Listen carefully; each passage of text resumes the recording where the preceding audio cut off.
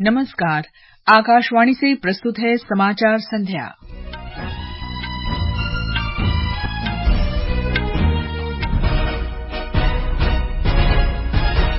जम्मू कश्मीर विधानसभा चुनाव के दूसरे चरण में 26 निर्वाचन क्षेत्रों में मतदान शांतिपूर्वक संपन्न।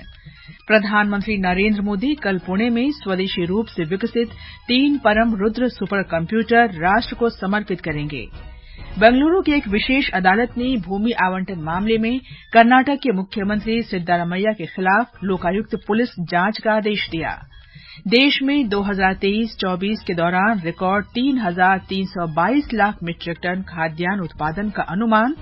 लेबनान में ताजा इजरायली हमलों में 51 लोग मारे गए और मकाओ ओपन बैडमिंटन में किदाम्बी श्रीकांत ने पुरुष एकल के पहले दौर में इजरायल के डेनियल डोबोवेंको को हराया।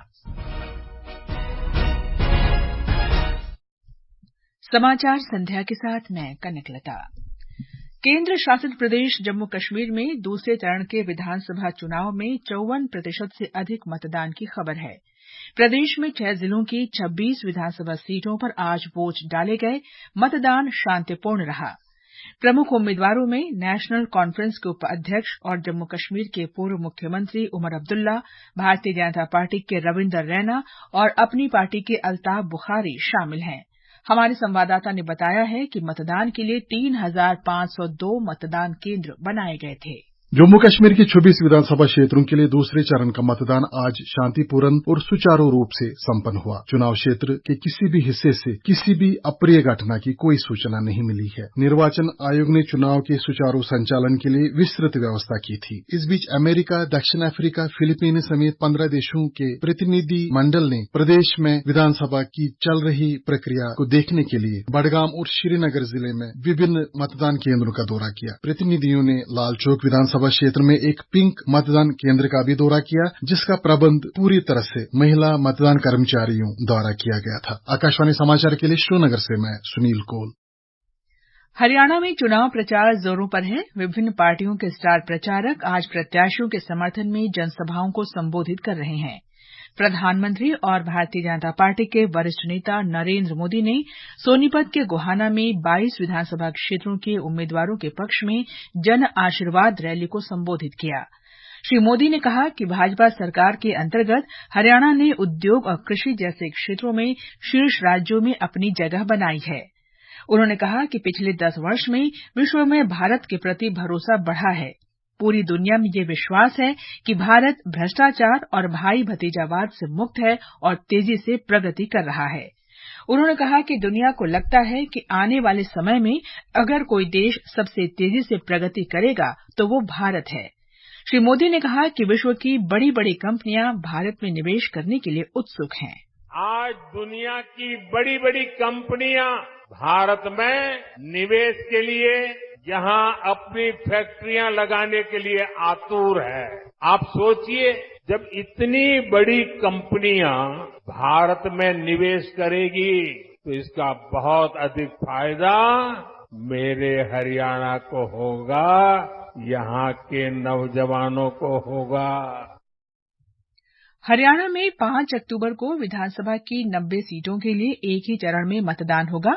प्रस्तुत है भिवानी महेंद्रगढ़ लोकसभा निर्वाचन क्षेत्र के तोशाम विधानसभा क्षेत्र का प्रोफाइल।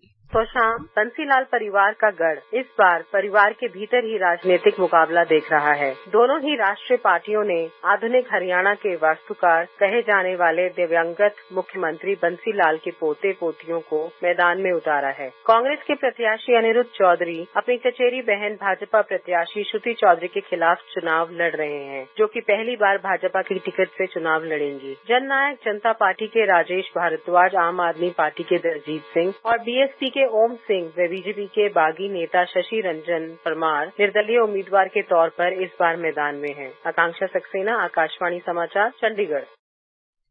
प्रधानमंत्री नरेंद्र मोदी ने कहा है कि मेक इन इंडिया पहल ने देश की युवा शक्ति को बड़े सपने देखने के लिए पंख दिए हैं। उन्होंने कहा कि इस पहल का असर दिखाता है कि भारत अजेय है। प्रधानमंत्री ने कहा कि मेक इन इंडिया की छाप सभी क्षेत्रों में दिखाई देने लगी है। उन्होंने कहा कि 2014 में पूरे देश में केवल 2 मोबाइल विनिर्माण इकाइयां थीं और आज ये संख्या 200 से अधिक हो गई है। श्री मोदी ने कहा कि आज भारत में उपयोग किए जाने वाले 99% mobile phone made in India हैं और देश विश्व स्तर पर दूसरा सबसे बड़ा मोबाइल निर्माता बन गया है। उन्होंने कहा कि नवीकरणीय ऊर्जा में भारत विश्व स्तर पर चौथा सबसे बड़ा उत्पादक बन गया है।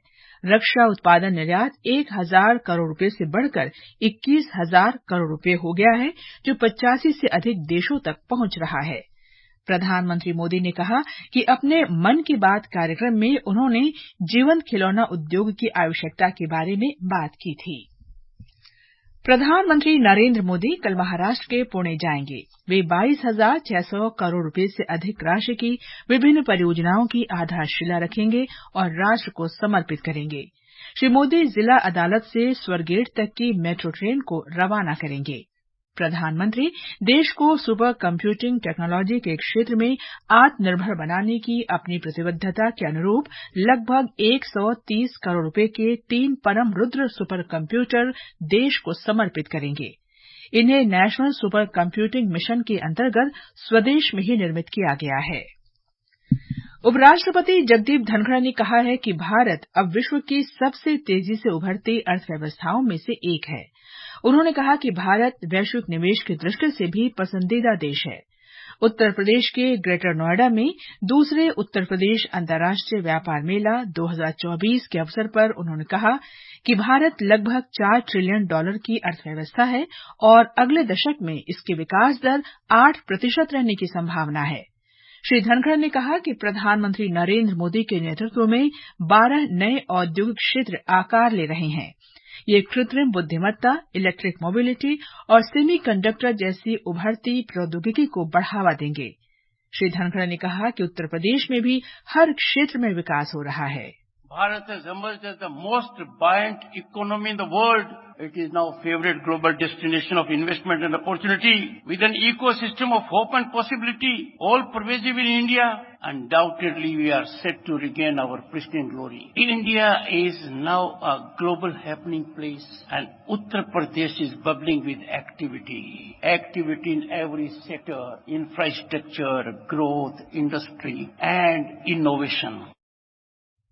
ये समाचार हमारी वेबसाइट www.newsonair.gov.in और हमारे न्यूज ऑन एआईआर ऐप पर भी उपलब्ध हैं।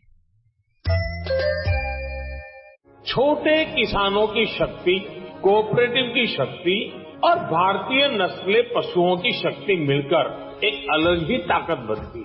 इस ताकत को बढ़ाने और डेयरी के विकास में जुटे पशुपालकों, तकनीशियनों व डेयरी सहकारी समितियों को प्रोत्साहित करने के उद्देश्य से पशुपालन एवं डेयरी विभाग दे रहा है राष्ट्रीय गोपाल रत्न अवार्ड, जिसमें इस बार से पूर्वोत्तर क्षेत्र को भी शामिल किया जा रहा है। आवेदन के लिए awards.gov.in पर जाएं या अपने नजदीकी कॉमन सर्विस सेंटर, पशु चिकित्सालय या पशुपालन और डेयरी विभाग से संपर्क करें। आवेदन 30 सितंबर 2024 तक। समाचार संध्या में आपका फिर स्वागत है। बेंगलुरु की एक विशेष अदालत ने मैसूरू शहरी विकास प्राधिकरण MUDA को भूमि आवंटन मामले में आज कर्नाटक के मुख्यमंत्री सिद्धारमैया के खिलाफ लोकायुक्त पुलिस जांच का आदेश दिया है। न्यायाधीश संतोष गजानन भट्ट ने मैसूरू लोकायुक्त पुलिस को जांच करने और 24 दिसंबर तक रिपोर्ट सौंपने का आदेश दिया है। ये मामला आरटीआई कार्यकर्ता स्नेहमयी कृष्णा की एक शिकायत पर आधारित था। विशेष अदालत का ये फैसला कर्नाटक उच्च न्यायालय द्वारा MUDA द्वारा सिद्धारमैया की पत्नी BM पार्वती को 14 स्थलों के आवंटन में अनियमितताओं पर सिद्धारमैया के खिलाफ जांच के लिए राज्यपाल थावरचंद गहलोत द्वारा दी गई मंजूरी को बरकरार रखने के एक दिन बाद आया है। उच्च न्यायालय ने MUDA मामले में भ्रष्टाचार निवारण अधिनियम की धारा 17A के अंतर्गत जांच की मंजूरी दी थी। वर्ष 2023-24 के दौरान देश का कुल खाद्य अनाज उत्पादन 3,322 लाख मीट्रिक टन हुआ है, जो एक रिकॉर्ड है।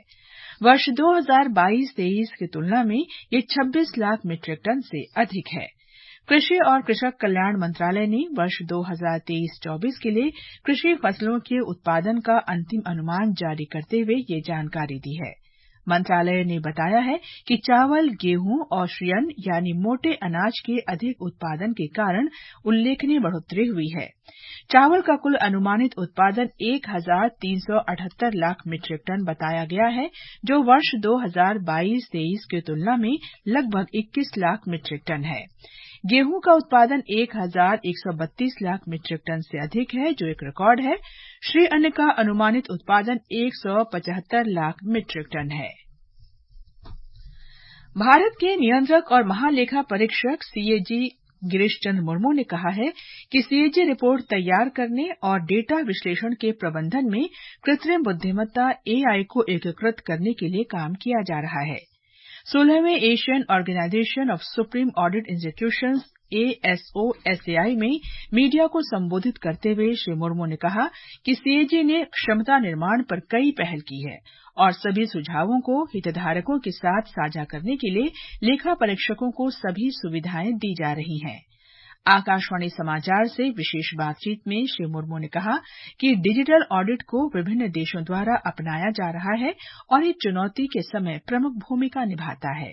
The digital audit is the in thing because in all crises, most of the countries they have been adopting the digital technologies very rapidly. So we have to adopt that kind of technology so that we can, on real-time basis, we will be able to see how these activities of the governments, which we are doing manually now audit, we should also be able to do that digitally. Israeli सेना ने कहा है कि उसने दक्षिणी Lebanon और बेका क्षेत्र पर हवाई हमले किए हैं। लेबनान के स्वास्थ्य मंत्रालय के अनुसार इन हमलों में 51 लोग मारे गए हैं। दूसरी ओर हिजबुल्लाह ने दावा किया है कि उसने तेल अवीव के उपनगरीय क्षेत्रों में इजरायल की खुफिया एजेंसी मोसाद के मुख्यालय पर मिसाइलों से हमले किए हैं। हाल ही के दिनों में हिजबुल्लाह और इजरायली सेना के बीच झड़प में तेजी आई है।